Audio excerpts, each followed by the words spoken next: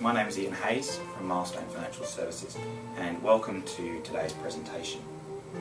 Let me start by asking you a question. If I gave you a recipe which contained all the key ingredients, the exact quantities of the ingredients, and step-by-step instructions for making the recipe, do you think you'd better make it?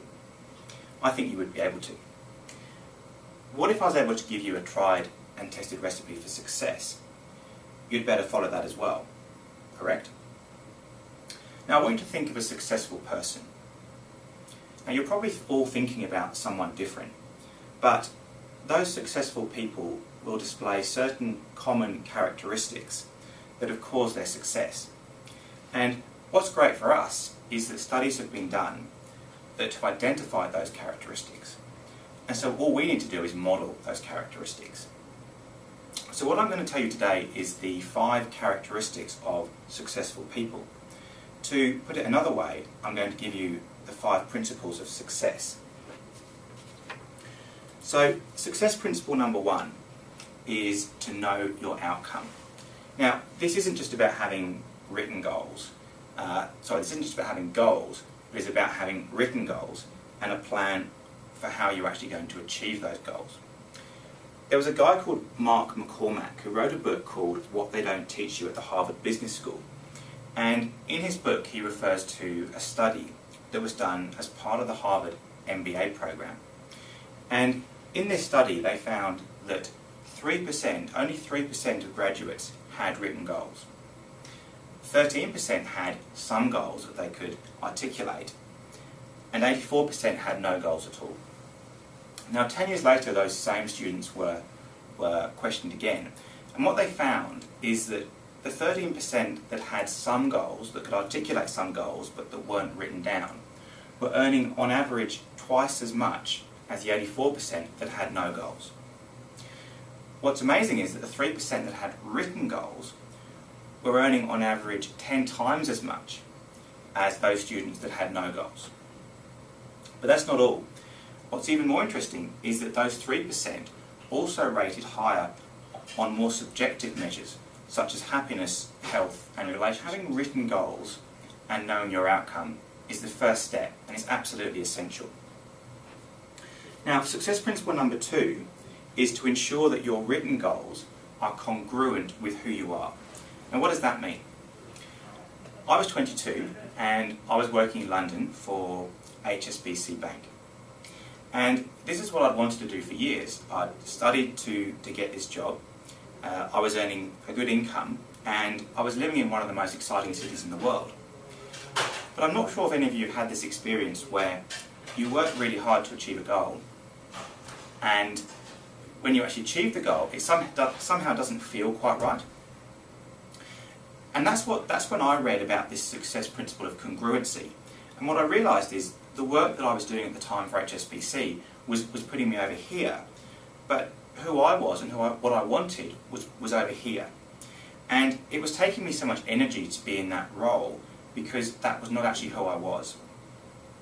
So this principle means that when you write down your goals, make sure they're actually going to bring you happiness and they're what you truly want to achieve and not someone else's idea of perhaps what you should achieve. Success principle number 3 is really easy to understand, but so few people do this consistently, and that's simply to take action.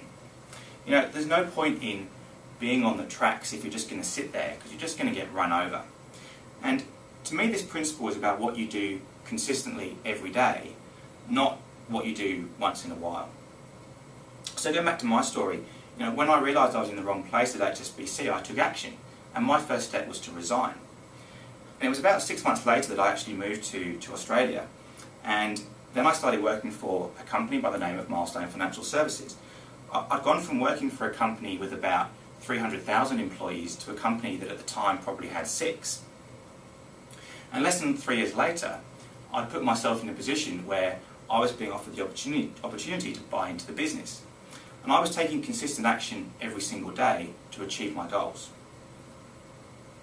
Now, we've got our first 3 principles: to know your outcome, to ensure your written goals are congruent with who you are, and to take action. Now, to me, those goals aren't groundbreaking. You've probably heard those before. That doesn't make them any less important, but you have probably heard them before. It's the next two principles that for me made the real difference. Success principle number 4 is to have sensory awareness. And this is the ability to see whether what you're doing is actually working. You know, it's really easy to see this in other people. Hands up who knows someone who's doing something that clearly isn't working. That's right, we can all think of someone. So it's really easy to see it in others, but it's so much harder to see it in ourselves. And there's actually a reason for that. And that reason is called the law of consistency. As human beings, if we invest a lot of time and energy and money into something, then we're going to look for ways to justify why it's working, even if it's not working. And if we can't justify why it's working, we'll come up with excuses for why it's not working. In my case, you know, I'd worked really hard to get this role at HSBC, and it was what I'd wanted to do. What I'd wanted to do for quite a long time. So it took me a while to realise that this was actually not what I wanted. To get round the law of consistency requires 100% honesty with yourself, not 95% honesty, but 100% honesty. And you need to take a step back from what you're doing and look at yourself with a sense of detachment and ask yourself, is this really working? And your gut feeling will probably give you the right answer, so trust it. Now, success principle number 4 of sensory awareness leads us really nicely into the last success principle, which is the need to have behavioural flexibility. And what this is about is that once you recognise that something isn't working, you've got to have the courage to actually change it. Now, in my case, going to the gym is a great example of behavioural flexibility. I was a member of Fitness First for several years. I'd go to the gym for a few weeks, and then I wouldn't go for a couple of months, and then I'd go for a few weeks, and I wouldn't go for a couple of months. Can anyone else relate to this with the gym? And Fitness First are really happy to carry on taking my money, but I wasn't really achieving my fitness goals. So first I had to have the sensory awareness to recognise that, and for a long time I would justify that it was working. I would say, well, I'm still going, for a while, or I'd say, well, I've been really busy at work, so when I'm less busy, I'll go. So it took me a while to have the sensory awareness to recognise that it wasn't working. But once I did, I had the behavioural flexibility to say, well, this isn't actually achieving my fitness goals, and I need to find another way to do it. So what I did is I took action, and I cancelled my membership, and I started going to a boot camp. And I did that twice a week for 2 years. And I actually really enjoyed going to a boot camp. There was accountability, and I had other people to train with. And to me, that's what behavioural flexibility is all about. So we've got our 5 success principles. We've got to know your outcome, to ensure your written goals are congruent with who you are, to take action, to have sensory awareness, and finally to have behavioural flexibility. Now, I've applied these principles as much as possible to my life. And firstly, I found that my level of income has gone up significantly. But also, I found that my level of happiness has also gone up.